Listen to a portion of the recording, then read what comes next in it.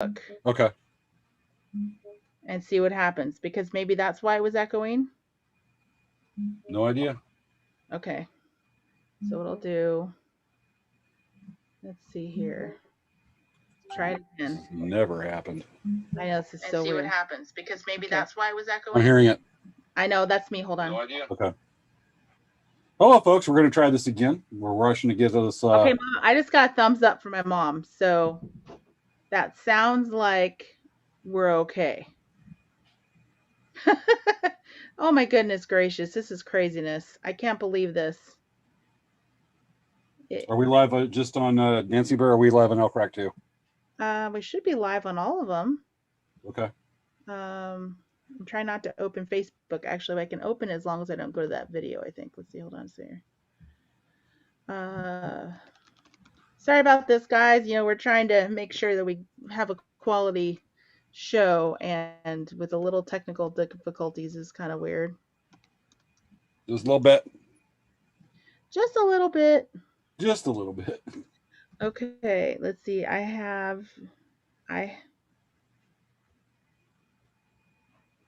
So I'll go on Elk Rack right now and just look and see. See, there as well, hopefully. Checking both. Where Carol Ann sign on says, "Let's try this again. Happy Friday." Yes, Carol Ann, definitely. Hello to our. What do you mean? No, you're hearing feedback again? What the heck? Are we getting feedback from audience? If you're watching, like Carol Ann, let us know if you're getting a feedback.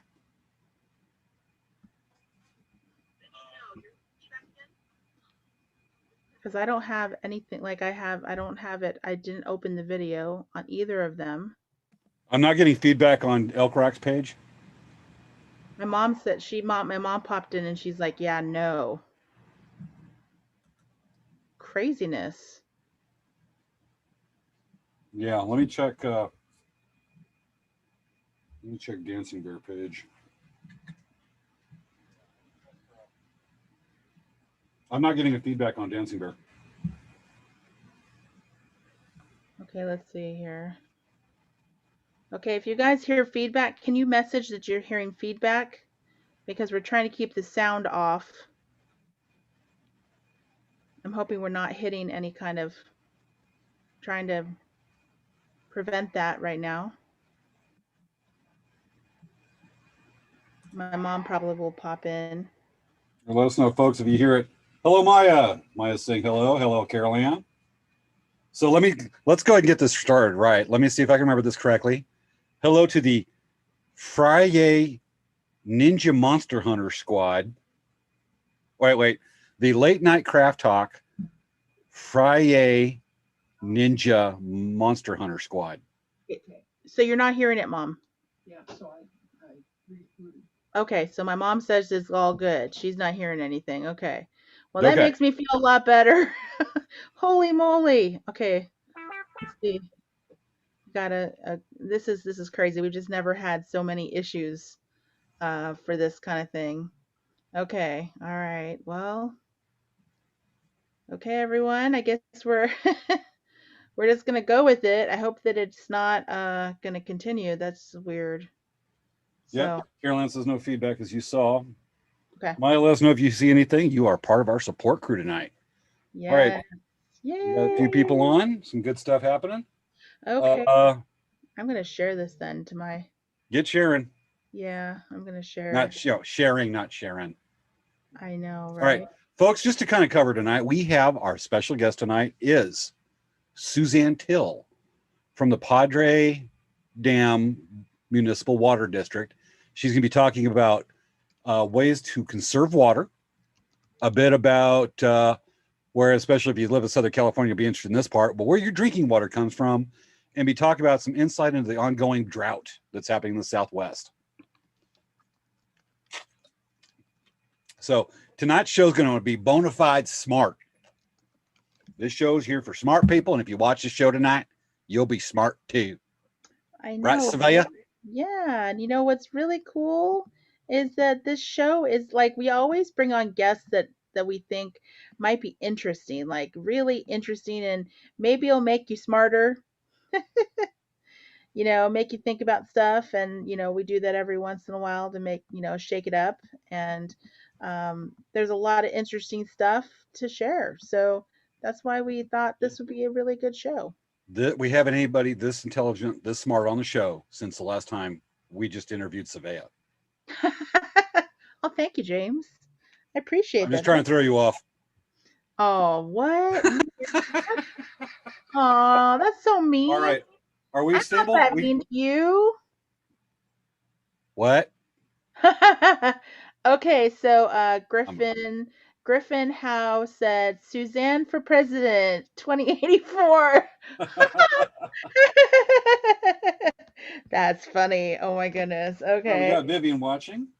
Yeah, and then so I'm watching the live chat from YouTube right now as well. So we're watching YouTube and Facebook, and it's pretty cool.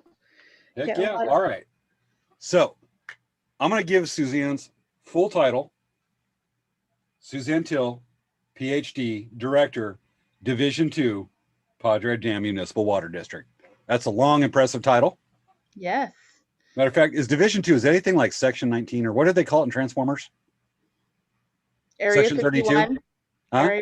Area 51? No, that's it. That's the top secret Air Force base outside of I'm Vegas. just joking. Oh my goodness. You need to brush up on your Transformers. Oh yeah, I know, right? I should definitely yeah. Okay.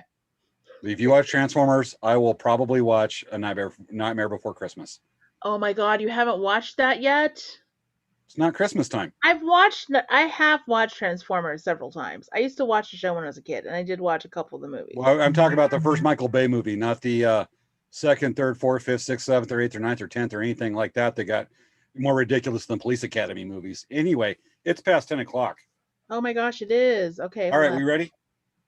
Let me hold on. I have one request for a YouTube link, so I'm gonna give Dave Uchansky, one of our friends. He wants to know what the link is for the video. Pure awesomeness. We like Dave. I think Dave's been on the show more than anybody else. Yeah. Actually, he's got the most appearances on Late Night Crap Talk. Christy's been on for a while, so actually maybe we need to do the how Saturday Night Live has like the special lounge for like the 5+ers.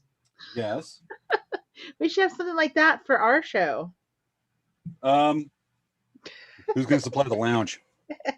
We're not exactly a centralized location to do the show. Oh, we got okay. Yeah, okay. So we should start the show. People are like, are we supposed to be seeing things?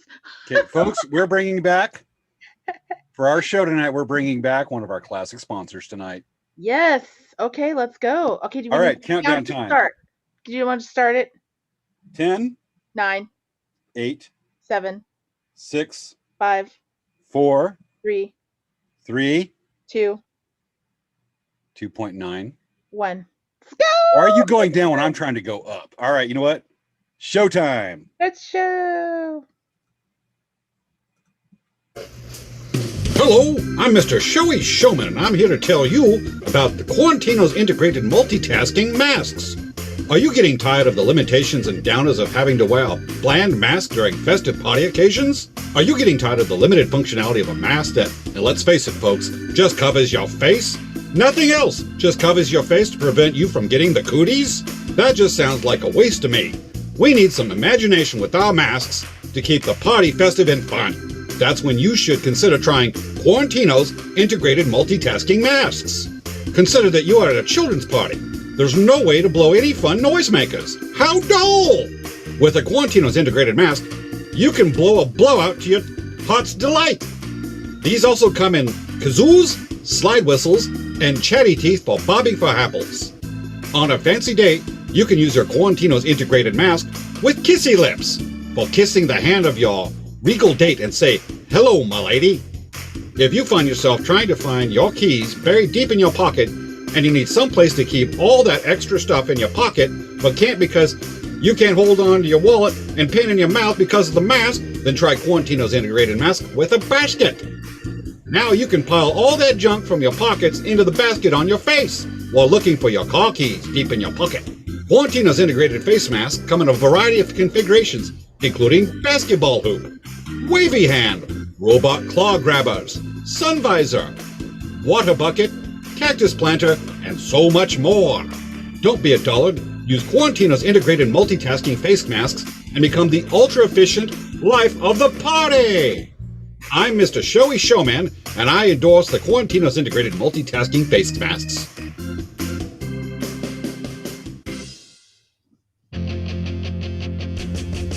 It's time for Late Night Craft Talk with hosts Avea Kamori Yang and James Hermes. On this week's show, Suzanne Till from the Padre Dam Municipal Water District. You know, the other day I opened my water bill and my electricity bill at the same time. I was shocked. It's time to start the show.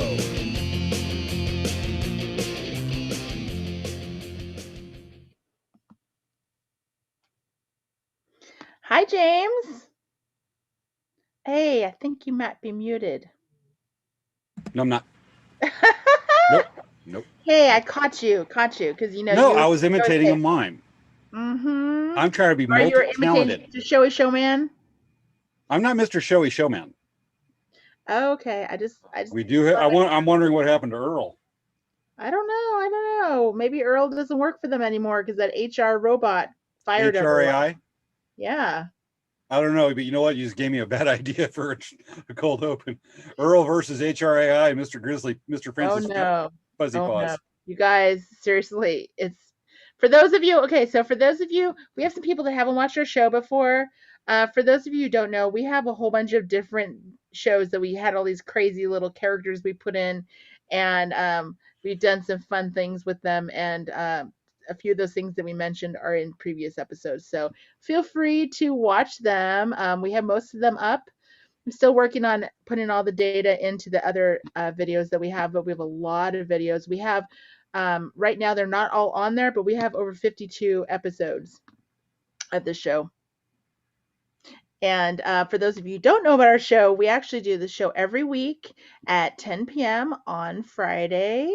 And most of the time, I'd say 99% of the time, it's live. And we do this show to promote our individual businesses, Dancing Bear New Trader and Elk Rack Traders. And we also use this show to promote local artists, small businesses. We bring up interesting topics like we have tonight.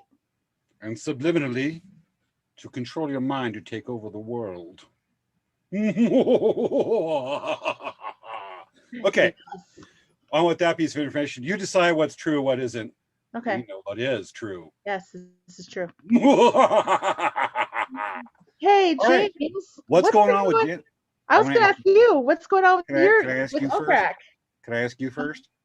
Oh, sure. I guess. Yeah, sure. I want to cue up a couple slides while you're going over. So what's happening at Dancing Bear? Okay, so this week, well, last week we announced that we're having our bead retreat this year, so we're really excited about that. Registration is open, and if you guys want to come to the show, to the bead retreat, there's a few options, but make sure if you're going to bring an RV, you got to register early because there's limited RV spaces. Otherwise, it's tent camping. And we have a class that's coming up in June. We're doing pre-registration for it. And there's this weird guy that we have that's going to come and teach it, you know, and he's Mr. Showy Showman? He's this drum maker guy. Mr. Showy Showman.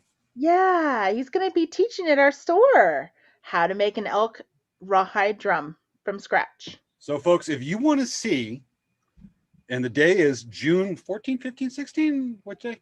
13th. 13th. June 13th. It's a Sunday. Should be a Sunday. Saturday. On the calendar in front of me. Saturday. It's a Saturday. Come to Dance Bear Indian Trader. You will get to learn how to make your own 15-inch elk hide, elk rawhide hand drum. Rawhide elk drum. And guests will be teaching it. And Suzanne will be there. So you get to see both of us in the same place. And like, might even cut a segment from like the make next fun of them all the time. What's that? We'll probably cut a segment for the show, but you can see both of us in the same place. Come have some fun, make a drum, and Suzanne will buy you a puppy. I think James, it's so funny because James forgets, like he keeps saying Savea buys everyone a puppy, but he means that he buys everyone a puppy. Yeah, well, I'm looking at the show notes right here, and I saw where you just quickly changed it. Oh No, yeah, it does I not must. work like that, Savannah. We're gonna have to bring Sure. this up in the next meet. We're gonna have to bring this up with HR. Okay, all right. Okay, my turn. Yeah, yeah. All right, What's going on with Elk Rack? a lot of wholesale. I've been wanting to get stuff up, get some things up, but spring is a busy time, and I one person making stuff, but I find it actually encouraging because what happened to Oh, your? that was weird. It's oh my gosh, my finger. I don't know how I touched that. Okay, You're good. gonna blame your finger? My finger touched my keyboard and My it finger. and Turn off it the was on top camera. of the mouse, and so then it stopped video. The So camera. It's not like the red rub finger. Okay, that's just shining.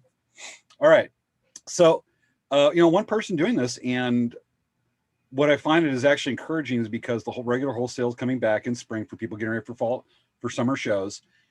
And that means there's light we can definitely see the light at the end of the tunnel of this. It's a good feeling. It makes me really being busy. But anyway, one of the other things I want to mention is one of the things Elk Rack does is do a volunteer the time and promote it through the business. Some of the volunteerism I do. And last week, I was actually running a couple of, last Saturday, I was running a couple of service projects at Living Desert Botanical Zoo and Gardens in Palm Desert. It's very well known. And so I've got one group that's working what's called the plant propagation area. I'm working with another group that's digging out a area called the Huck area. And that's where they're digging a pond in this holding area to raise Western pond turtles that are not endangered, but getting there. And so I'm walking between, it's like third of a mile walk between the two areas. And I'm walking and I'm in this back area. I'm over past the boneyard, what's called the boneyard of the of Living Desert. And I look over and I went, there's a giraffe. It's in the back area. And I'm looking at this full grown 16 or 17 foot tall giraffe. And I'm looking going, I'm just looking at him and he's looking at me. And we actually kind of had a stare down. Wow. We had matter of fact, one of the kids I'm working with was there and he shot video of it. You want to see it? Yeah, show us. All right, let me show everybody. You're going to see the stare down with a giraffe. It was crazy. The giraffe just looking at me, and I'm looking at the giraffe, and I was like, Do you guys want to bet on who? Wait, before we start it, who do you think's gonna win the stare down, guys? You gonna? I'm not going to give it away, but put in the comments, guys, who you think won? Leave in the comments. James or the giraffe? James All right. or the giraffe? Let's take a look.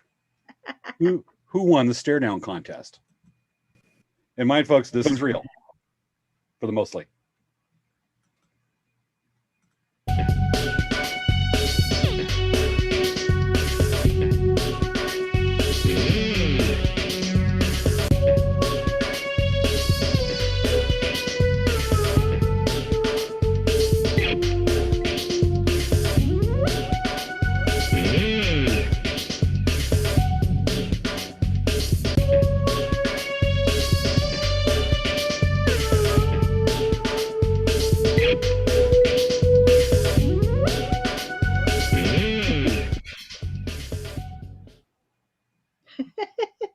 Well, needless to say, I won.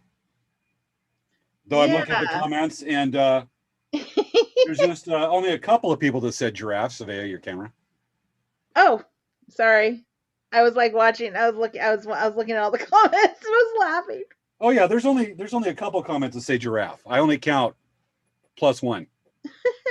Okay, well, I was going. Let me go here. Let me see the comments. No, you don't have to read it out. It's just we don't need to go concentrate on that part. Yeah, because definitely people were like giraffe, and then some people were like James. Well, that's why I said it's well, thank you, Maya, when you said good job, James. But like I said, the comments are minor. It's just +1. All right. But I'm thinking we've got nature right there, and they're conserving. They've got some endangered species in Living Desert.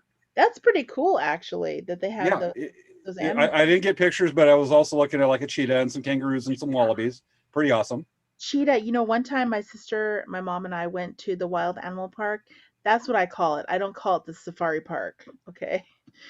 So the wild animal park, and we went there. My sister was, I think she was like 6. Yes. I was 10, and she was walking over by the cheetah enclosure, and the cheetah was like pacing her and like going, okay, she looks like a tasty morsel. Did she look? Was she shaped and smelled of hamburgers? Probably, but she was like, my mom and I are like, if that cheetah was loose, my sister would be her dinner. Yes. Cheetahs and Wildlife is brought to you by Pepsi. Oh yeah, right. Okay. Get the thing up because we don't do blatant sponsorship. All right. It may not appear in my. No, because it's being covered up by the purple haze. I know, because Anyway. I love purple glitter. So, yeah. Gotcha. Okay. All right. So we're looking at nature's resources right there. Yes. And this is something that, we've gone from, as a species, from battling being one with nature to having to be stewards of it and try to conserve our resources. I one of the things we're talking about is conservation of natural resources, specifically water, Mhm. the center tonight. And I think Savannah and I wanted to kind of share a couple things that we personally do to conserve our natural resources. Yes. I'll go ahead and say that, like, say on a hot day, I want to enjoy nature, so I want to hear the birds sing. So I open up our sliding glass door and several windows to our house Mhm. on the southern side of the house that faces the sun, Mhm. and I run the air conditioner at 65 degrees. Mhm. How are we conserving energy like that? Because we could set the AC to 55. Oh. But we're keeping it 65, but we're trying to keep nature too. Okay. So that's one thing is we do is we don't set it for really cold, just ridiculously. Yeah, because you just want to make sure that you're going to give some of nature the coldness so that it could actually feel a little more well-rounded. Yes, we want to spread some of that. We want to spread some of that love to the nature. So what do you do to conserve energy? Well, there's several things I do, but there's just too many things to talk about here in the show. I could say that one of the things that I do is I make sure to turn all my lights on. Every time I'm in the house, I turn every single light on. Even if I'm not in the room, I turn every single light on, and I turn all the lights on so that I can see. It feels like I'm in the sun.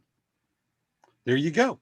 You're conserving daylight. That's why it's called daylight savings It's like time. I like keep the sun inside, so then I feel like then it's like the sun is actually inside our house. And the plants grow, make more oxygen. Yes, exactly. I have lots of plants. Like I have my celery that I cut and I just put it in water and I'm letting it grow. Like it's like growing like crazy from that. Mm-hmm. Oh yeah. We keep our one thing we like to do is to conserve energy is that we'll keep the did I just belch? Oopsie doodles. I just talk belched. Excuse you, James. Excuse me. Because I was drinking the Pepsi and I started talking, all of a sudden I think I heard a talk belch. Anyway, so we leave our oven running during the summer so as to not to conserve having to warm up the oven and use that extra energy to keep the warm up the oven. We keep the oven warm anyway. That's really and the oven is by the sliding glass door that we keep with open during the summer with the AC turned to 65. What we also do is I let the water run in the gutter to clean the gutter so that when there's a rainstorm, the water runs more efficiently and doesn't get built up, create sand, extra dirt, retain it, and they make houses messy. Hence, people will vacuum their houses less and conserve electricity that way. Oh, audience, let us know how legit our ideas are, and then we're actually educating you on this, and you're getting good ideas. Yeah, and there's lots of ways, for like laundry. Like I've actually heard that if you just put it out inside, if you just put all your laundry outside, like just put it in a laundry bin and put it on your, in your backyard, just put it in the sun. Well, it cleans it 100%. You don't have to wash it. I do a ratio when I wash my clothes. I wash them 3 times in a row on heavy soil, and I'll just wear them longer. Instead of a day, I'll wear them like 2 days, then wash them 3 times and wear them 2 days. With that, we want to bring on. Yeah, I think it's about time to bring on Suzanne now. Yes, I know. So with this, we want to hear Suzanne's take on our conservation ideas. We'd like to hear yours also. So with that, let me go ahead and get a little screen up right here, do a little share. And let's introduce this week's guest. This should be lots of fun. Ladies and gentlemen, on tonight's show, Suzanne Till from the Padre Dam Municipal Water District. Yay! Hurrah! Hello, Suzanne. Hi, Suzanne. Hey, I really love your conservation ideas.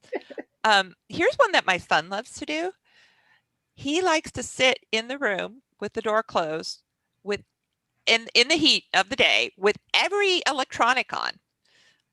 So then he doesn't have to turn them on and off, and then he opens the window, and then he turns the AC on. Oh, that's really good. He is just amazing.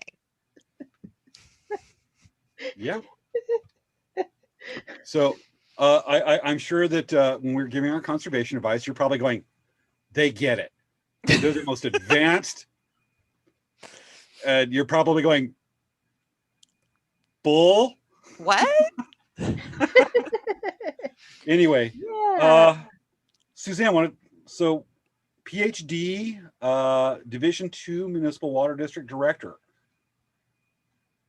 Okay, what is Division II and what is your PhD's in? So let us know what this is about. We know it's not Transformers. So there, I already heard Griffin is on there. He was actually, Griffin goes to West Hills High School, and he worked my campaign. He was my sign manager. Brilliant. Shout out to Griffin. Shout out to Griffin, right? No, Griff. So basically, in Santee, we pay a lot for our water. I think we're like second highest in the county, maybe possibly in the state. Yeah, we pay a lot for our water. There's many reasons why, and I can explain why. And I've studied and worked in the field a little, and my students, I also teach college classes at Mater Dei Catholic High School. Shout out to them. Hola. And they were bugging me all last year because I'm always talking about climate change and drought. And I finally decided I need to do something. So it was myself and two of my best friends, 3 working moms, and we ran a campaign last summer and we won. And Division II, the way it works now with either special districts or even city councils, it used to be what we call at-large elections. That means, like for Padre Dam, there's 5 board seats, and everybody would run for the entire water district, and it's huge. And the top 5 seats would be voted in, but then that doesn't give you what we call spatial equity. In other words, maybe all 5 of those people come from El Cajon, but nobody comes from Santee. So the state of California has asked that, just like congressional districts, we all have divisions or districts. And there's going to be a lot of line drawing going on after the census, not only for congressional districts, but state assembly, state senate, and then our races, our particular areas too. So there you go. Okay. I think there's a few pictures we want to share just so people can kind of get an idea of just how broad your job is and what a little bit about, we can talk about what you know, but let's show some of the places that your job is taking you to.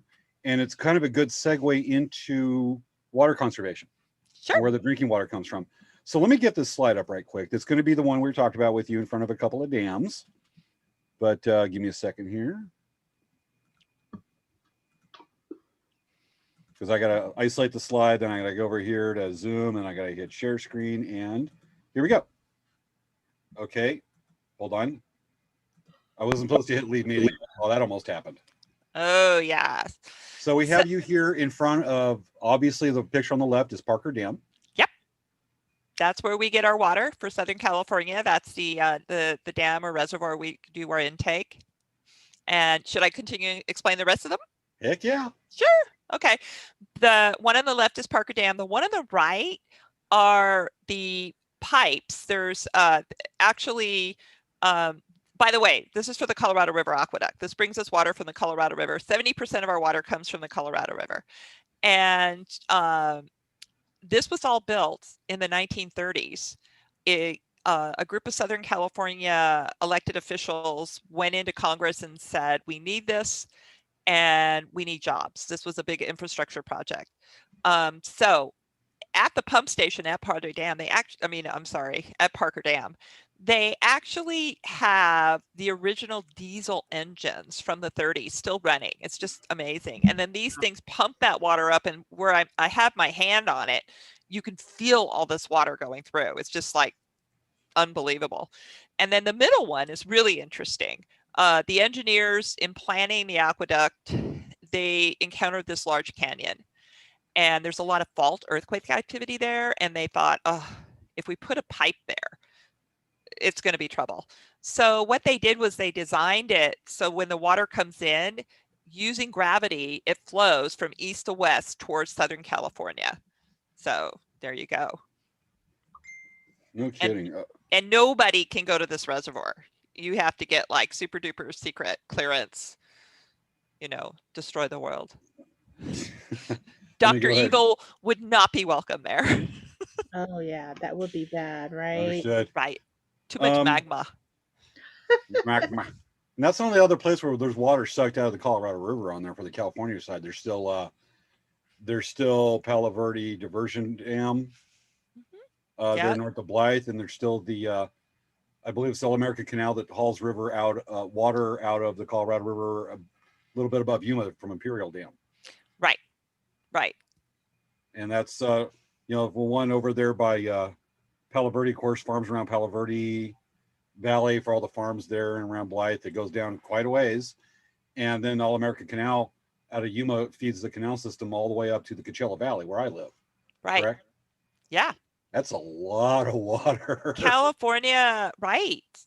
You know, California gets, we were at 4.4 million acre feet. It's been reduced down, but the biggest chunk is your water district, James, Imperial Irrigation District, 3 million acre feet. And if you just want to let you know what's a acre foot, okay, go to a football field. Imagine if it's flooded up to 1 foot, and that's enough water for a family of 4, depending on how much they use, for approximately a year of water. Wow. That's a lot.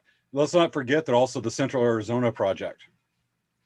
Yes. Which is the canal that feeds drinking water from basically Lake Havasu, pumps it up and goes all the way to Phoenix and then ends finally down at Tucson. Yep. Yeah. Yep. So that's a lot. And now we're still talking about, and then there's still Vegas. Yes. From Lake Mead. So that is that's a lot of water being sucked out.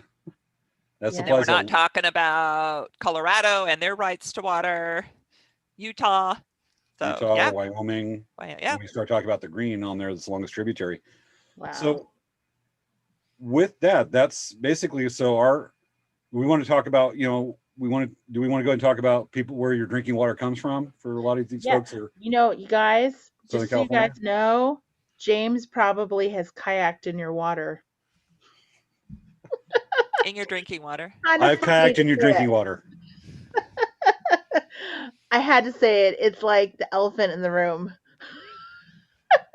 Okay, I'm sorry. Okay, let's continue. Or the giraffe. Yeah, the giraffe. Yes. The giraffe in the room.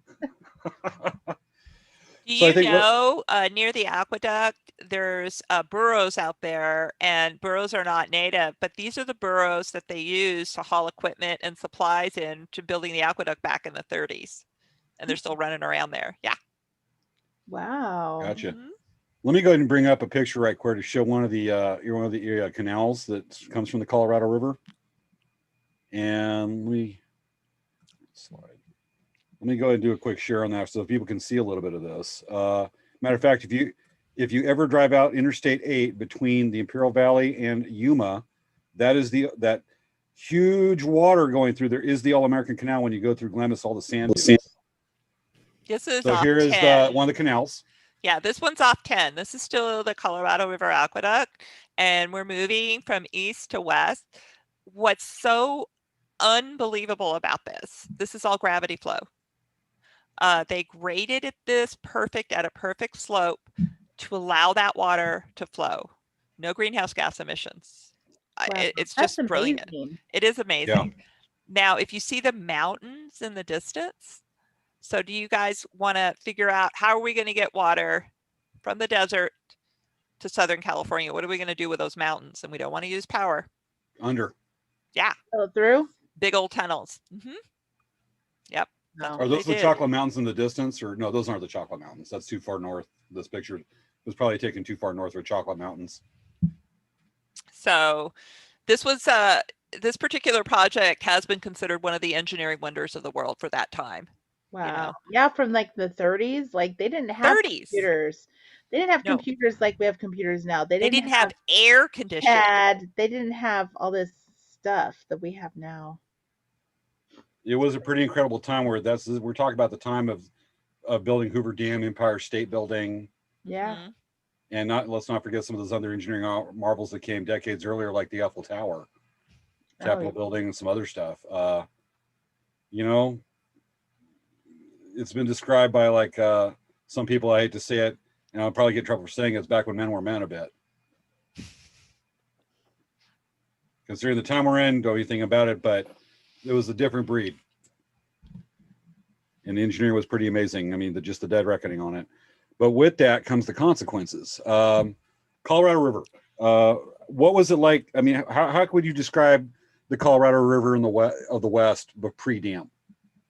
Well, Aldo Leopold visited the Colorado River Delta before the water was diverted, Mhm. and he described it as a land of lush green jungles and lagoons. We had jaguars there.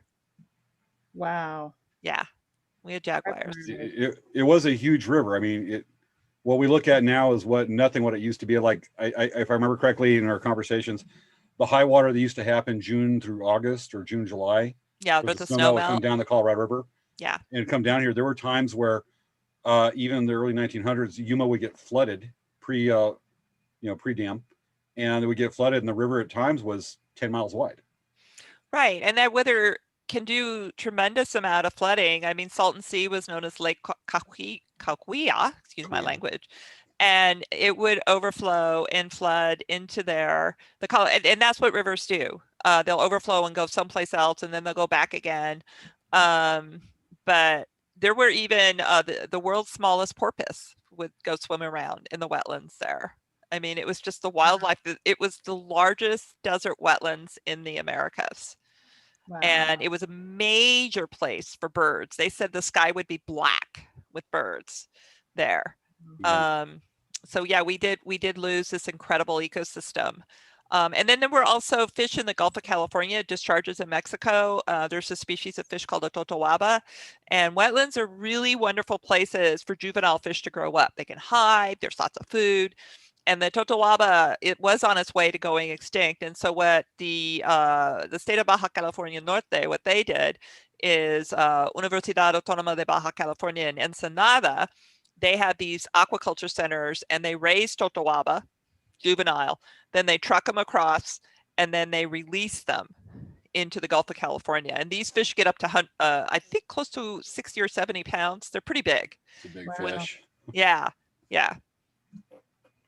So we could probably define the Colorado River was it was no Mississippi River, but for a Western river, it was huge. Yeah, a lot of people compared it, you told me earlier, to the Nile. Yeah. Wow. Nile's pretty darn big. And then, what it's been, the way it's been overtaxed, diversions start happening on the Colorado. I mean, even the main tributaries, like say the main tributary that's is the Green River that starts up in, central Wyoming and goes down, it drains a huge area. Mm-hmm. A huge area everywhere from western New Mexico all the way down to Coachella Valley. Yeah. And all the way up into western half of Colorado, pretty much almost all of Utah, all the way up to central Idaho, central Wyoming. It was a huge river on those times, and the Delta, as you said, was one of the most biological diverse areas in the Western Hemisphere. Mm-hmm. The Delta is surrounded by desert, and it was a huge river. But the fact, look how many people, was it 22 million people that it provides water for, or is that a bigger number? I'm not sure. I'd have to look that up, but it is in the millions. It's always growing bigger. But yeah, it's quite a few. It supports the big Western cities: Los Angeles, San Diego, Phoenix, Tucson, Las Vegas. Vegas, yeah. And Tijuana. Ensenada. They get their drinking water from the Colorado River. Yep. Mexico. A lot of the farms all through there. You could even go, those areas, even if we look at some of the reservoirs, those of you from Southern California, Lake Matthews is, I think, the last reservoir system of Colorado. It's primarily Colorado River. Mm-hmm. And that's a huge reservoir out by Riverside. Mm-hmm. And we're still talking like you did in San Diego County, where several of our viewers are, Lake Hodges, Lake Matthews, El Capitan Reservoir. El Cap, yeah. Mm-hmm. all Colorado River water. There's Skinner Lake, the new one. It's called Skinner Reservoir. Oh, yes. The new one. That thing's massive. All that is coming from one river. Which brings us to, I think, which slide we probably want to look at here. Now that we've talked about just the scope of the scope and the power of the Colorado River pre-dam. I think one analogy, if I may, if I'm not going to stick out, but to show the power of the Colorado River, we're talking about the river that carved the Grand Canyon, which is just amazing right there, is that the Gulf of California used to come all the way up to India, well into the Coachella Valley, but all that silt from the Rockies, from northern Arizona, all that silt, I think pre-dam, the Colorado River is called the Red River by several native languages because it was a warm, shallow, silty river. And all that silt coming down cut off the Sea of Cortez and moved it down to its present location. All that silt basically just piled up and pushed the sea back. If that ain't power, if that isn't just amazing right there. And that's one river. And that's why we've got the Salton Sink Hitch, Salton City or Salton Sea, 200 plus feet below sea level. And then you've got, a lot of the area that the fertile farmland around like northern Mexico, between Mexicali and the Sea of Cortez. That's all silt. That's all from the Grand Canyon, the Rockies, largely. That is the role of, we call them exotic rivers. They transport a lot of sediment and silt. And for those of you with your drinking water, actually, Colorado River water has a lot of what we call high TDS, total dissolved solids. So for certain plants like avocados, they can't tolerate it. It's too much, too high levels. And they're called salts, but it's many different minerals. So that's the bummer of the Colorado River. It does have a high TDS load. And for certain farmers, they don't like, our avocado growers don't like it. They don't want it. Gotcha. So we've talked about some about the Colorado River. I think, should I go ahead and bring up we start talking about how it's being overtaxed a little bit. So we talk about that, we get into conservation. Do you want me to bring up the slide of Lake Mead? Sure. Okay, let me get that up right quick.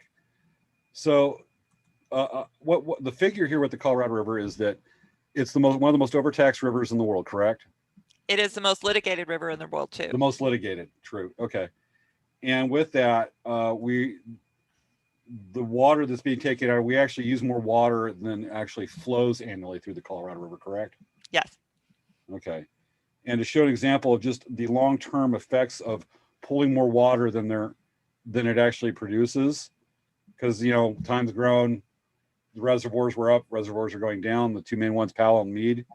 This is Lake Mead today.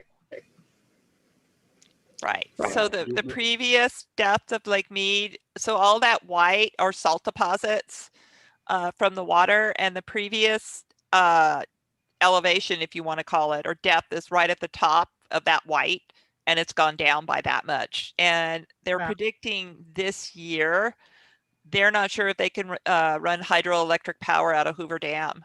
There may not be enough water. Wow. That's craziness. It'll be the first time ever. And we've only, the wet winter of 2019 only bought us a couple of years, bought us a little stopgap. Yeah. And that's what is it, 126, 130 feet that tall, that what's called the bathtub ring? Yeah, they call it the bathtub ring. Wow, it's 130 feet. We'd have to Google and see. I think it's worse this year. Wow. I wouldn't be surprised. I remember paddling across Lake Mead in my kayak a couple of years ago, and I'm looking over, the bathtub ring is just towering above you. And I look over on this hill and I went, and it's way up on this mountain. I went, that's a boat. Somebody abandoned their boat. How the hell did I get up there? I went, oh yeah, the lake used to be up that high. So pretty interesting. Wow. All right, with that, I think when we start talking, do we want to go ahead and would you like me to, which slide do you want me to bring up, drought or statistics or anything?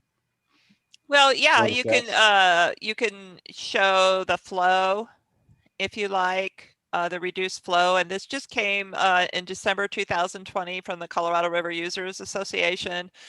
It's pretty much accepted we are in one of the worst 20-year droughts. ever. So if you look in 1999 and you has volume a million acre feet, so it's 95% of the mean. And now we are down to, in 2021, we're down at 36%. And Wow. then that blue line is the let's see, a percentage of inflow to Lake Powell. That's north of Lake Mead, up in the Arizona, Utah region up there, but it's just going down. Mm-hmm.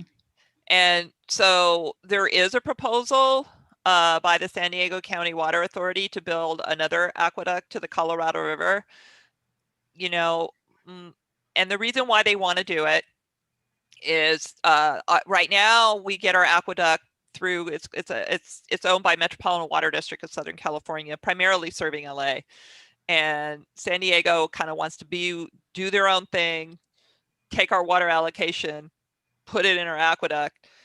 But my question is, will there be water? You know, a basic question. I mean, it's just going down and down and down, and we're talking $5 billion.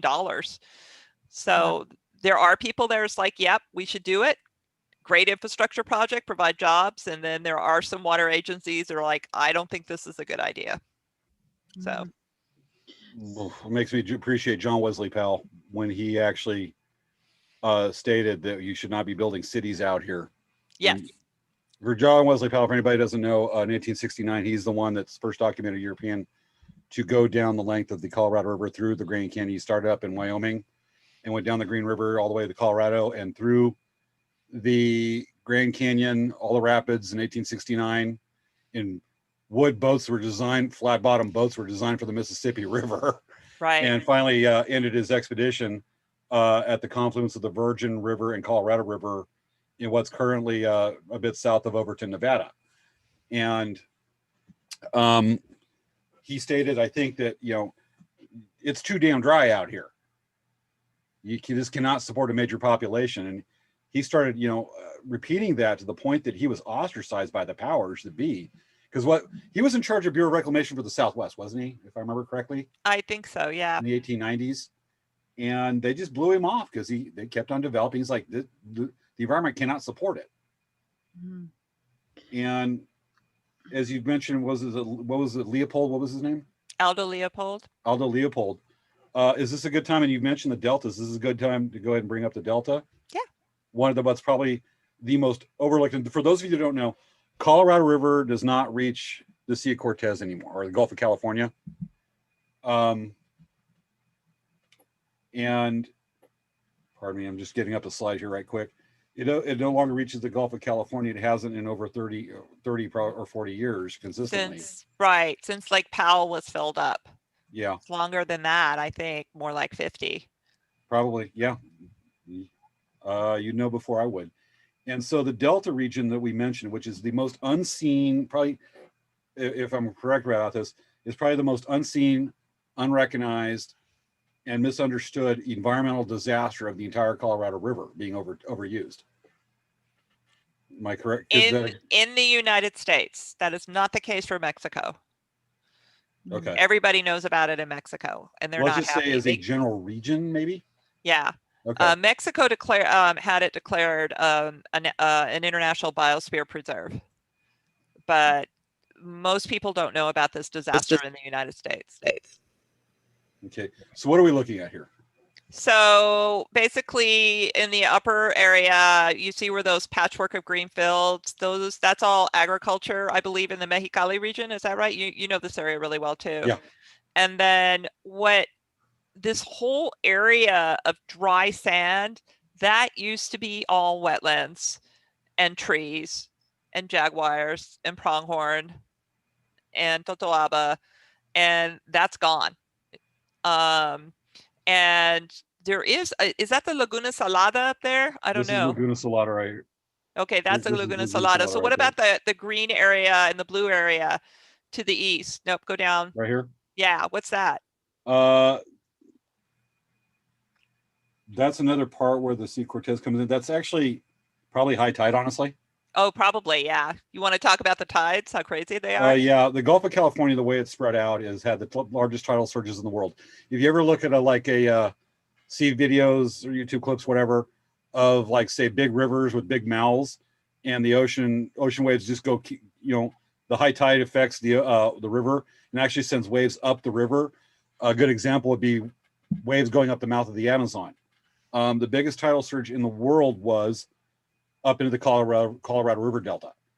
And because you've got your Gulf of California, I've been warned about calling it the Sea of Cortez for political reasons, but the Gulf of California, it just gets up and shallower and shallower all the way up to where you see right there in the lower right-hand corner. And all that water pushing up created huge tidal surges up that area. And it still happens, not like it used to, because there's not water, it's not a consistent flow of water that's coming out because the river doesn't flow there anymore. Any water you see coming down is irrigation runoff from the farms in the Mexicali Valley. But the biggest tidal surges in the world, when I was down there in that area, November 2019, I was down there at a diurnal tide. So extra low water, extra high water. And I'm down there low water, and I had to run in ankle deep mud, sometimes calf deep, to get away from the high tide rising. It came up so freaking quick. Wow. I think this whole area where you see desert right all this was Delta. Yeah. All the way up into Yuma, correct? There are people like James who say, okay, I'm going to kayak down. I'm going to go do the entire Colorado River. But as you get towards the end, there's no river. There's not enough water. So you have to walk. It's dry. It's past Morelos Dam. You have to walk with your kayak to get to the end. What can we do to help with our water situation? So water conservation is important. So what can we do to do water conservation? Like how can we try to slow it down or reverse, etc.? Like in a way that everyday people can do, because it's difficult to do like in the political aspect. There's a lot of like political things. Like how can we how can we work together to try to save water? And not take any of the advice that Savannah are offering before you brought you in for your interview. For sure, you guys, just so you know, we're just being silly, okay? We're being contrary. We're very silly people. Well, for those of you who own homes, the number one water use is outdoor irrigation.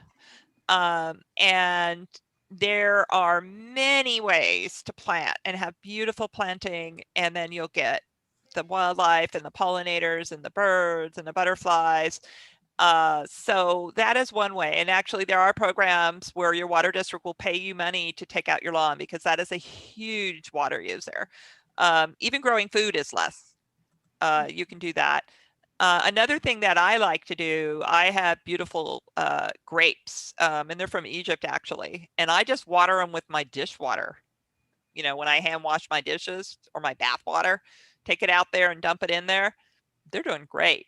So, there's that. Actually, Southern Californians are doing pretty good. Water use the population has been going up over the last 30 years, and water use keeps going down. So we have been doing pretty good. The other one you can do, and you can get rebates on, is do rainwater harvesting. And that is the highest, best quality of water you can get for your plants. I have, the state will give you money for that. So low flow toilets, which a lot of us have, washing, low flow washing machines. A lot of the technology is already in there. And then you can also get paid money to do water reclamation. And so that's where you get your shower water, your dishwater water. If you want a lawn, the best thing is take your get a hose out from your washing machine and let it water your grass. Grass loves that stuff. I'll admit that, and this is probably the case with a lot of people, water heaters don't kick on real quick sometimes in some houses. And so you waste a lot of water just letting your shower get warm. Correct? Yeah. I know that, my neighbor actually turned this on to me a few years ago, is that he just collects the water in a bucket, because sometimes it can be a few gallons of water you're wasted before you start to get warm. I mean, talk about first world problems here. And he'll take that and he'll use it to water the plants in his house and his yard. Yeah, you can do that. Tankless water heaters heat up really fast. Okay. So that's another idea, is to get a tankless water heater. Mhm. I have one. They keep saying it's going to break. It's been here for 20 years. They're like, oh, it's going to, the plumber keeps saying, when's it going to break? It hasn't broke yet. That's a But pretty good shelf life. they heat up really, really fast. And go to a car wash. That's another thing. They reuse that water Mhm. to do that. So yeah, I mean, we are doing a relatively good job. I know that I'm going to be working with the County of San Diego.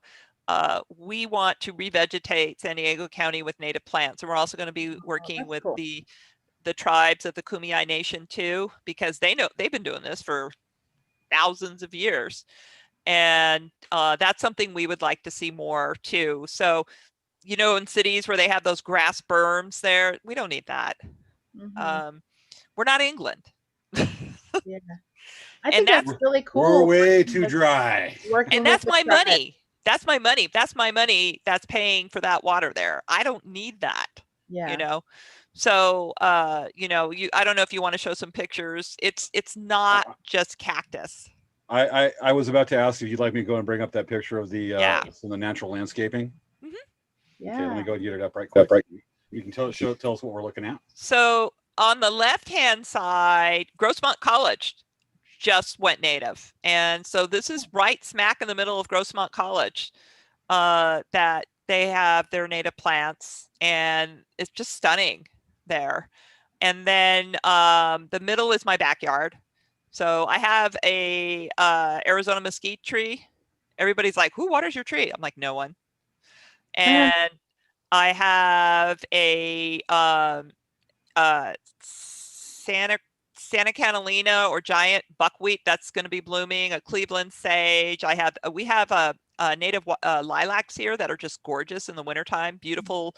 You know, Savea, you love that color purple. Plant some lilacs because they're all that color.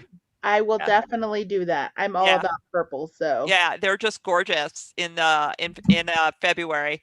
And then a lot of people don't realize on the right, these are our native coast live oak trees. This one is hundreds of years old and it's at Mission Trails Regional Park. Mhm. They are fire resistant. They and Native Americans have been taking care of them again for thousands of years. They were planted. They also did something called fire stick agriculture to promote oak growth. And we weren't the best. In the 70s and 80s, the county said, oh, go out and chop down oak trees. So we lost a lot. But that's another thing. You can just put an oak in. Now, the only thing that people don't like, they are a little slow growing. But, you know, that's what's so great about these plants. They don't use water. They're great for the environment. They attract butterflies, they attract hummingbirds, they attract birds. And, you know, certain species, some species you have to cut them back, you know, when things start drying out. But most species are fire resistant, which is really cool too. That's really cool. That's good to know. And I know that my mom, when years ago, when she had moved to a different house, she did a whole native garden, Mhm. and it was all native plants, and it was really cool because they're they're all they're all drought tolerant plants. They don't need lots of water to exist. So Yeah. The pretty only thing cool. that people do a lot of times is they don't understand when it's really warm, you don't water those plants. Like the California lilacs are really funky and they're not adapted. What happens is if you water them in the summertime, you get a bacterial explosion and the plants die. So my general rule of thumb with native plants is, you know how you have your night and morning low clouds? If it's that kind of day, you can water. But if it's like no clouds, it's going to be hot, leave them alone. You can sprinkle them with water, you know, that's fine, but don't give them a deep drink or don't do any of that. So that's where people kill Well, that's not good. them. They're There's Nope. plenty out there. It's funny. I have my plants that I have. I have plumerias, and those are great Those are drought awesome plants. drought tolerant And plants. I Yes. seriously, last year, I seriously neglected them like Mm. crazy because usually I give them water like once every 1 or 2 weeks. I didn't water them for for weeks at a time, and they still survived. Yeah. And Yeah. So I mean, so succulents are great. I mean, I don't know, they're not native plants, but I love Oh, we succulents. have quite a few succulents that are native plants too. Oh, We do. really? Yeah, yeah, we do. The most famous one in San Diego County is a species called Dudleya, and it's kind of like this beautiful green and chalky succulent, and then comes out of it this like coral colored stalk with beautiful flowers. So yeah, we've got some gorgeous succulents too. I mean, obviously we don't have like the ocotillos, Mhm. and the saguaros, and sometimes people will plant the We cactus. do. You do. And so Ja- sometimes Except the people, saguaros. right? James is in Indio, so he has a lot Right. He's more got it. desert stuff there. Yeah. Yeah. Well, desert stuff. Which and some of it will survive, but like I had heard like with ocotillos, if you try and bring them out here, sometimes they don't make it.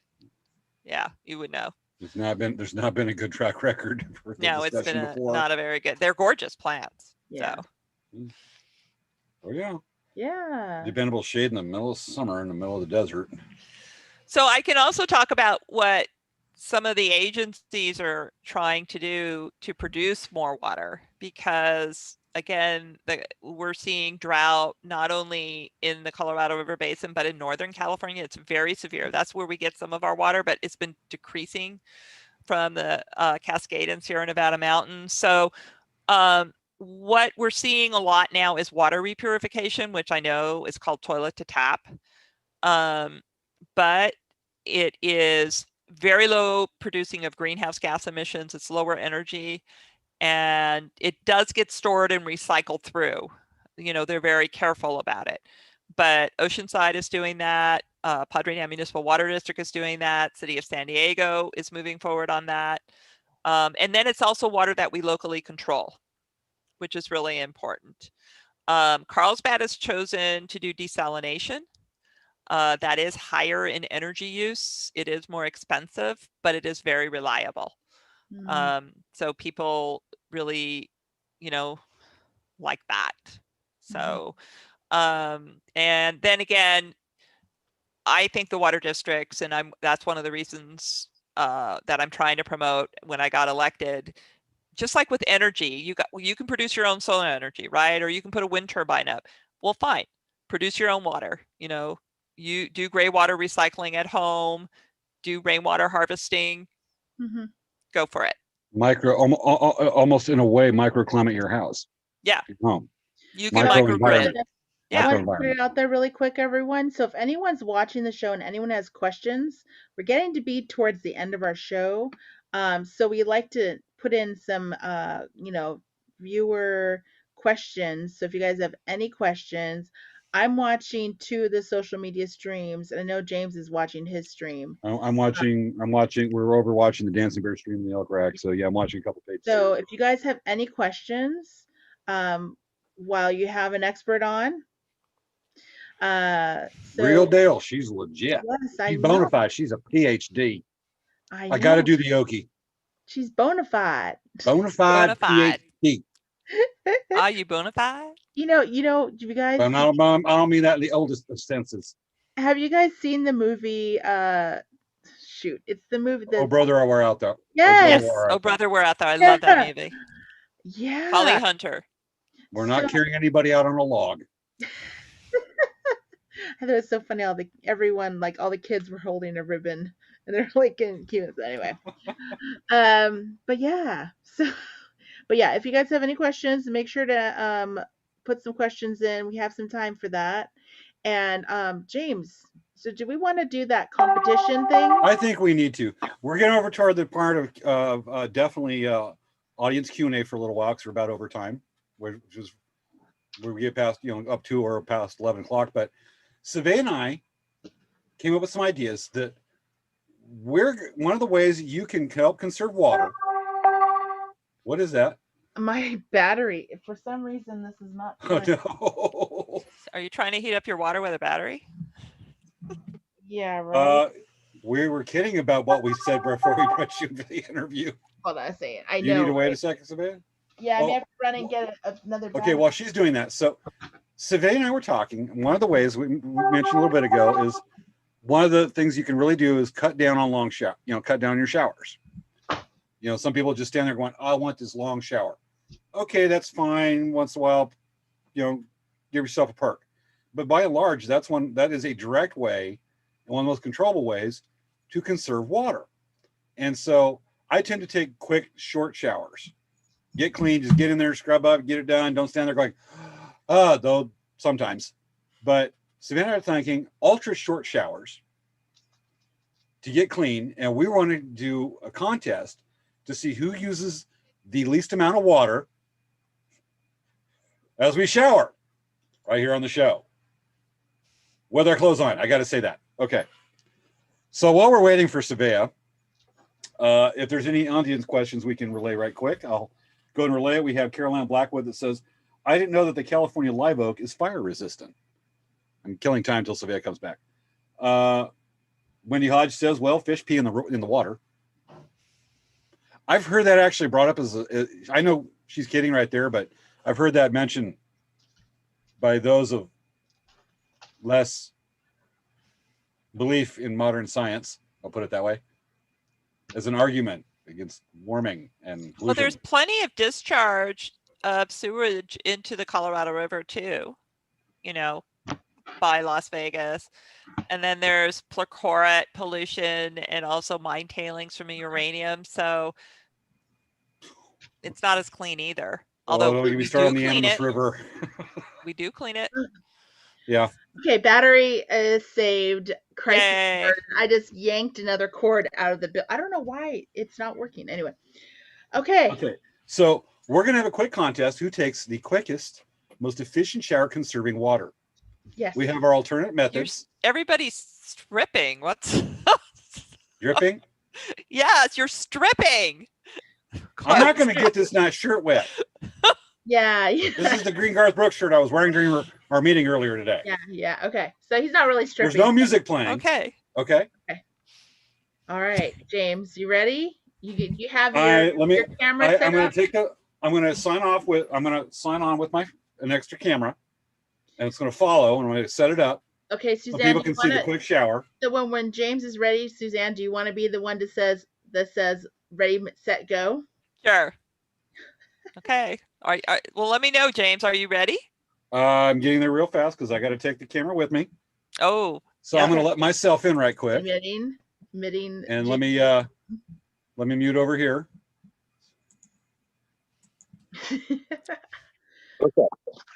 Okay, this is gonna be fun, you guys. This is gonna be fun. Here I am.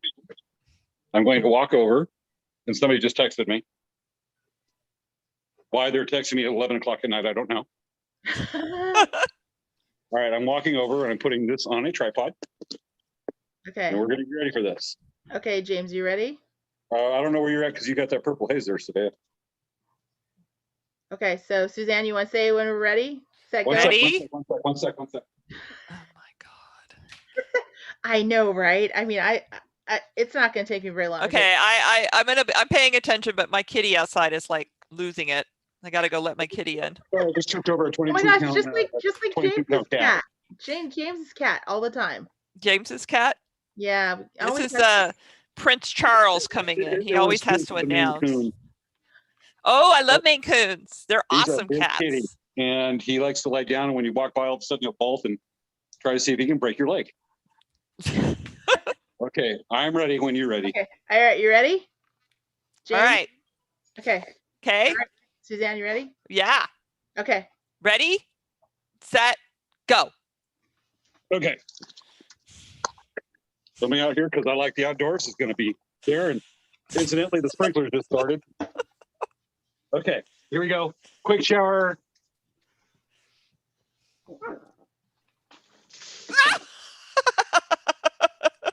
All clean. Okay, I'm good. I'm all clean. I'm very Look how wonderful. A towel over your head? Yeah. No, I washed my hair. I washed my I just did a shower and laundry. Now I'm drying it. I did my hair. That's how quick it was. Washed all my hair. You're hiding your hair. You're hiding the evidence you cheated. This is my turban. My Your hair turban. What are you, Eastern tribe? No, when my hair is wet, I put it in my turban because it helps dry. I just stand outside where it's a desert and there's heat air, and we have a strong wind going right now, and instantly the sprinklers in my backyard just came on. Talk about water conservation. Well, okay, that was like the best shower ever. Go run outside when your sprinklers come on. Okay, phone's waterproof. I am standing in the Or go sprinklers. outside when it's raining. Well, I live in a desert. We get less than 3 inches of rain a year. Right now, I'm standing out in the sprinklers. We get, you know, this There's a year bit we're of a down to draft right 4 now. inches for San Diego. I don't know what you guys had. I don't know, but I'm getting my phone wet right now. Thank God it's waterproof. So we have some questions for you. Okay. Okay. Question. So Suzanne, Dave, he asks, Yo, Dave. dishwasher or hand wash dishes? Which one is more water efficient? Well, okay. So 2 ways of thinking about it. If you really fill up your dishwasher and you run it not on the big high power super clean cycle, and if you do a little bit of pre-washing and save that water, it doesn't use as much. However, what's nice about the hand washing, and I've done this, is I just wash it, you know, in a container, and then I take that water and I water my plants with it. Oh, okay.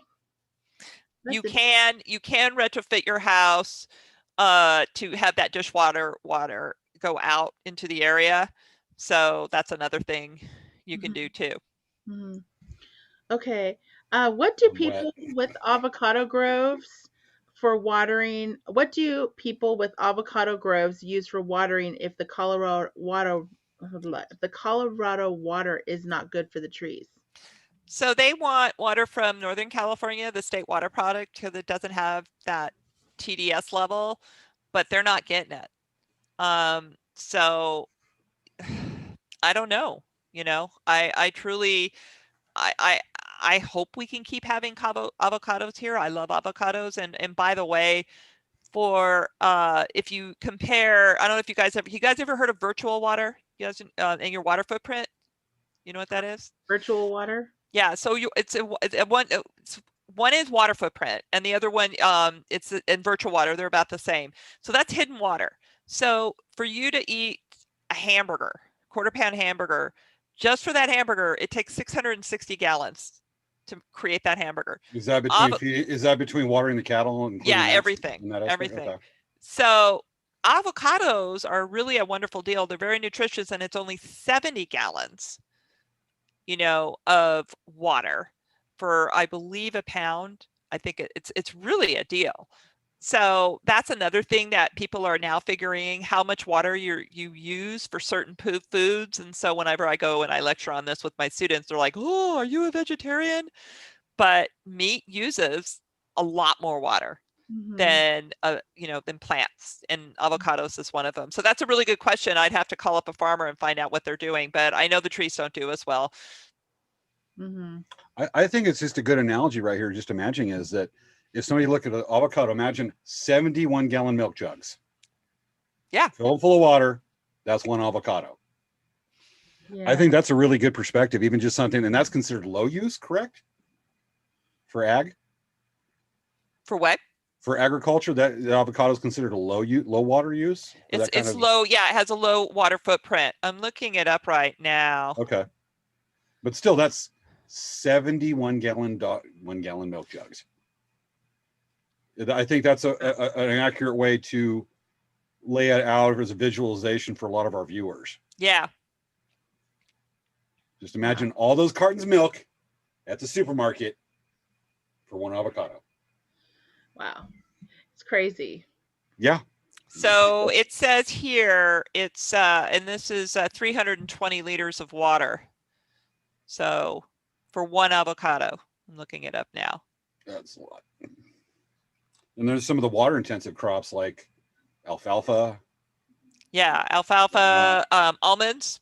Almonds are very, so that almond milk you drink is very water intensive. And that's more of like a Central Valley thing. San Joaquin Valley is. Yeah, that is a Central Valley thing. Go ahead.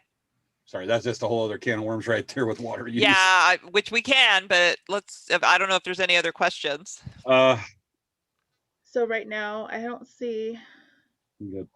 any others. One of the things that Carol Ann pointed out, she said, I didn't know that live oak trees were fire resistant, so they thought that was pretty cool. Yeah, there's other trees out there too. Like I have a desert willow in my front yard, Mhm. and willows are pretty fire resistant. And this one has beautiful pink flowers all summer Mhm. and attracts hummingbirds, birds, butterflies. So they're fabulous. The California sycamores are also water resistant. I mean, fire resistant. Sorry, fire resistant. So I knew what you were totally going down that whole path, and I was like, oh yeah, and it's late, huh? it's It is. getting. We didn't even cover rebate programs offered by other districts. We didn't cover There's a what lot. other water districts are doing to conserve water. We haven't even touched on that. Yeah, I don't know if like you want to learn send, if you time. could send a chat out to them for the rebate program that I gave you guys, SoCalWaterSmart. So I put that information into the link for the show. So it's Great. in the description for the show. So we did put links into the description of Suzanne's website, of other California and different water websites for more information. So Some water districts also offer reclaimed water for free. So you have to bring in your tanks, but you can just drive up and some people do that. You can do that. Right now, everything is kind of shut down with COVID, and I'm hoping that'll, come back again. So that's another thing you can, if you need more water. My undershirt's so wet from dunking the bucket that this shirt looks like I'm sweating a bunch. Oh my I just God, don't it see that on the does. camera. Broadcast news. Look at that. that's so Hello, funny. I know this was my shower.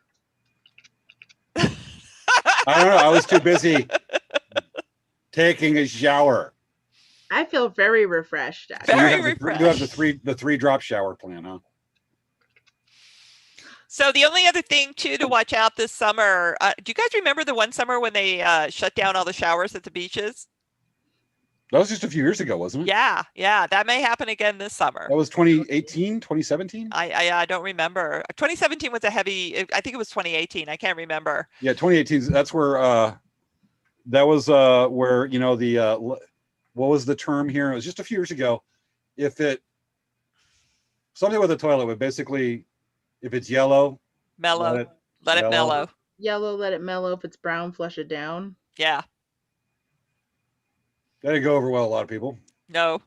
There's some things I like. I mean, I would love to touch on the subject of golf courses. People say, well, look at these golf courses going over and, they're just keeping their lawns. They're the course is green, though there's actually a science to that to conserve and recycle that water.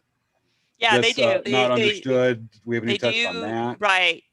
There's many cities like Santee and Padre Dam. We have purple pipe programs, and like our golf course is with reclaimed water. And grass loves that stuff. It's implemented a lot more than the general public would realize on that. Yeah, I mean, the golf. It's funny. Some of my most avid followers in my classes is our golf team, and we have great golfers at my Catholic high school where I teach modern day Catholic, and they did presentations on golf courses and sustainability, and especially that particular age group, they want to do it right, and I'm just so impressed with that. And that's the other thing, that the kids right now are very aware of what's going on, and they're scared with climate change.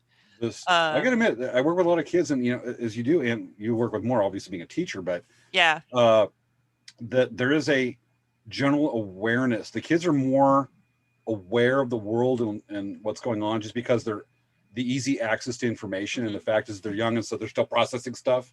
Right.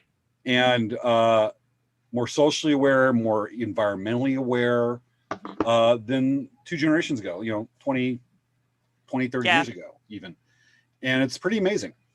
Yeah, they like I said, they were the ones that were pestering me, and they they're upset. They're not happy.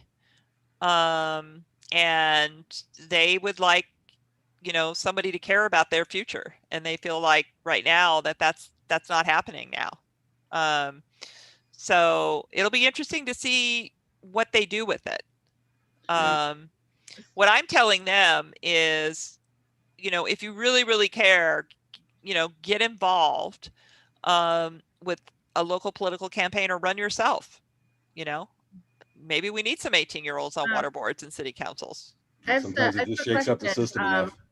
Yeah. For the dishwater, the dish soap, is there like a specific degradable dish soap that you can use so when you water your plants, it's not like you're soaping your whole? Yeah, you want to make sure there's low phosphates in it. Low phosphates. Okay. Yeah, for your dish soap. And that's, I will say dishwater soap is not the best. You kind of really have to look around for it. That's why hand washing is probably, because you can control it and easier on it if you really are, careful about it. I will say for indoor plants, though, for those of you who live in condos, I think it's best to either start harvesting some rainwater or use the tap, but don't use reclaimed water, because it all just accumulates. And what happens is the soil evaporates, the roots pull it up, and you'll get all the salts and the soap and everything, and it's just not the best for container plants. Wouldn't soap make it cleaner plants? That's the Okie me talking. For any of the young people watching tonight, God help me if you say okay boomer. They don't say that.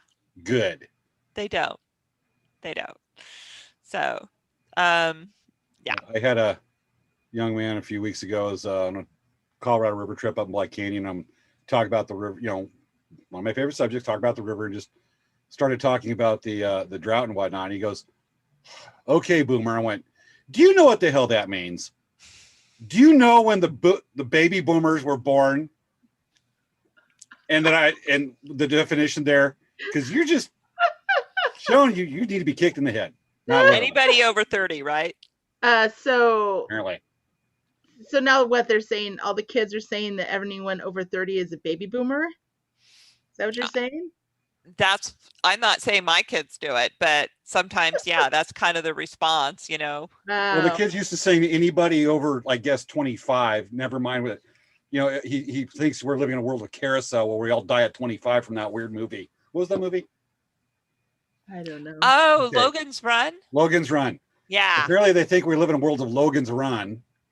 And, anybody over 25 is a boomer.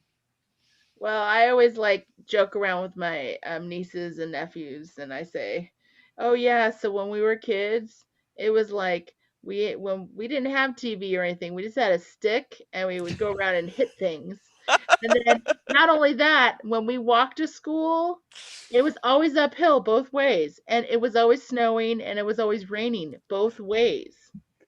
Uphill.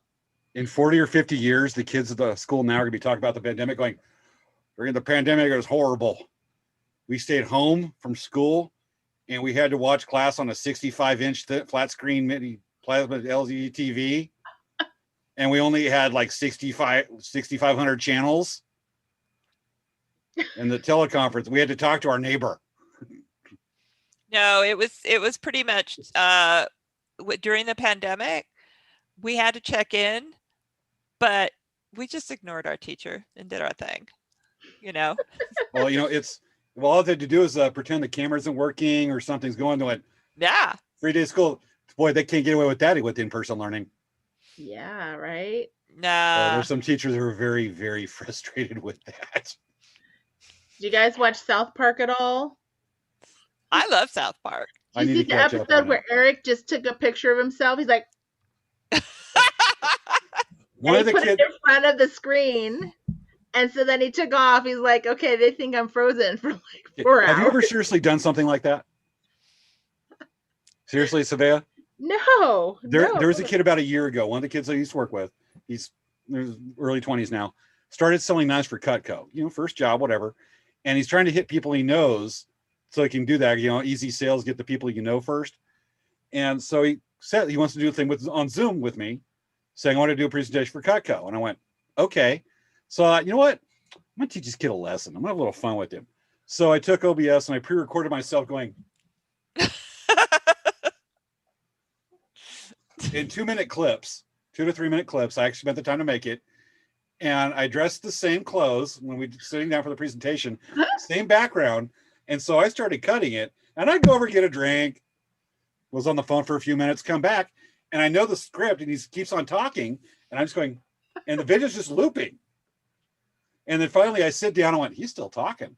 So I sit in this one position, cut the screen, cut the video. So look, there's almost, you don't hear the, the quick shake. And I'm sitting there, and he's going, and after a couple of minutes, he finally finishes and asks some questions. I went, good timing on my part. And I went, hey, I want to teach you a little lesson. He goes, yeah. I went, I wasn't sitting for most of that presentation. He goes, yeah, I saw you. Went, no, you actually didn't. He goes, what? And I went, split screen. And he goes, how'd you do that? And I went, when you give these presentations, if there's a free prize at the end, people like me will pull this to fool you to get the free prize. And it was just, he really appreciated me just screwing with him, because he learned a lot in that. And that's the main reason I did it, but damn, it was funny. That is funny. Yeah. So, okay. I wonder how many kids are that tech smart when they do that for school.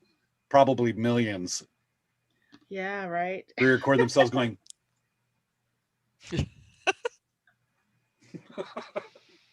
Yeah. So we should try that on each other next show. Who could do a fake out? Interesting idea. Seriously, we're gonna do that in the next few weeks. That's gonna be cool. Shh, don't tell our secrets. Shh. Well, who's watching? I don't know. It's late on a Friday. I know our show's gone. It's a actually a fair amount of people. We always try to do our show in about an hour and 15, but it always ends up going an hour and a half, like always. For good reasons. Always so much stuff we're talking about. It's always leading. We don't want to cut off the conversation, There is so much more we could go over. There's just so much here. I know. It's like already 11:30 practically. So. I know. I need to get up and leave my house at 6. I gotta teach. I'm teaching a bunch of teenage girls, high school girls, how to kayak tomorrow. Oh. To refresh myself.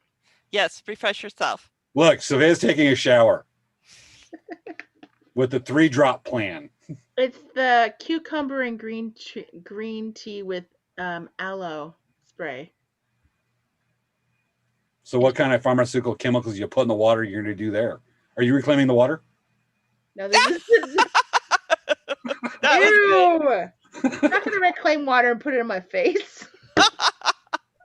Well, how dedicated to conservation are you? You're crazy sometimes. I got in some places you can. Hey, that's an idea. In some places of the world, they do fog harvesting. And they harvesting? Yeah. Mm-hmm. They put up nets, and and the water just drips down. Oh yeah, I've seen that. West coast of Africa, I believe. Yeah. I think they were doing that in the Andes too, or something like that, where they were bringing the water down to the village. Yeah.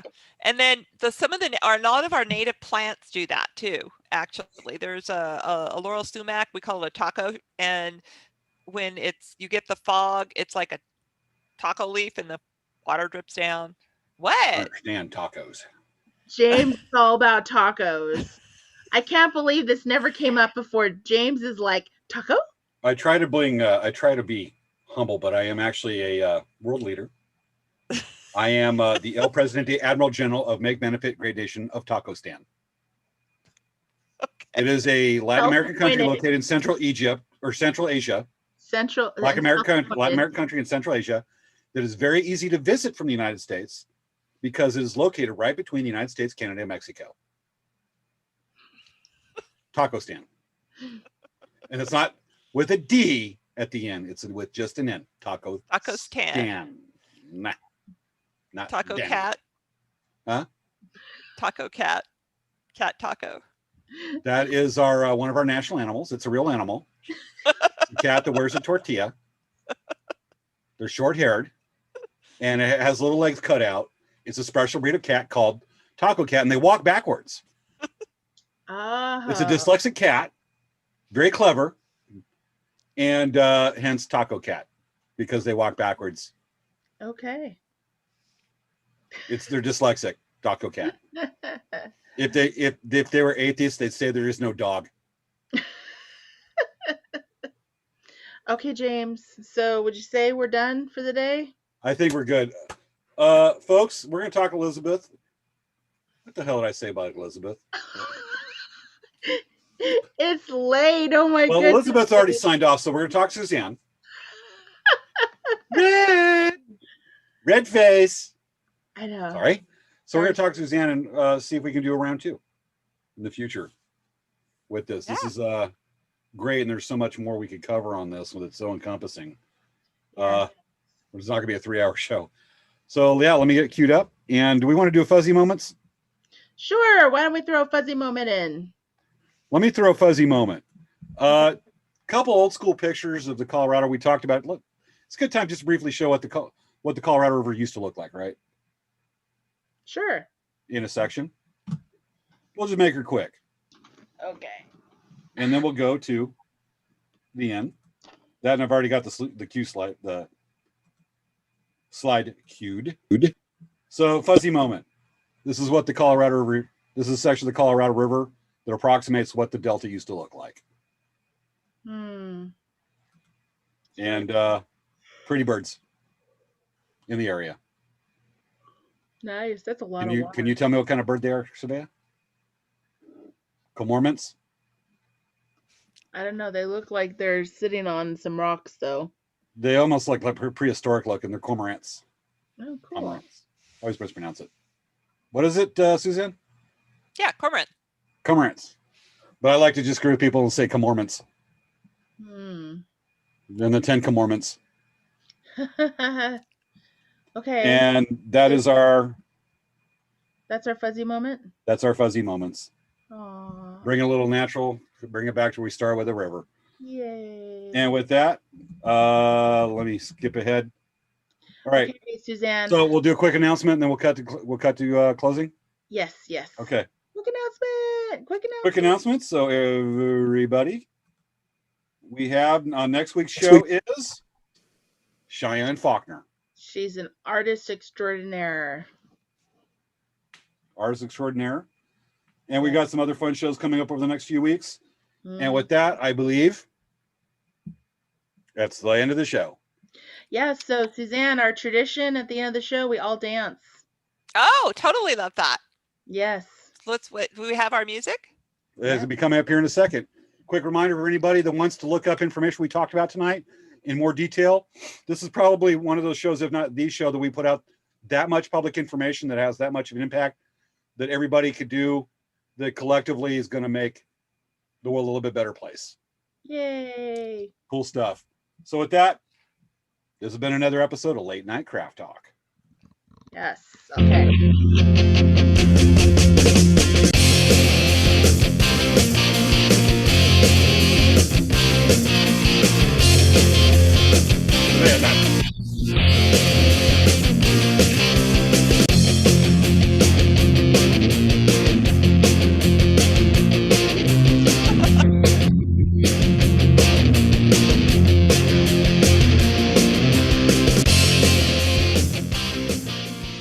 Oh, ain't he cute?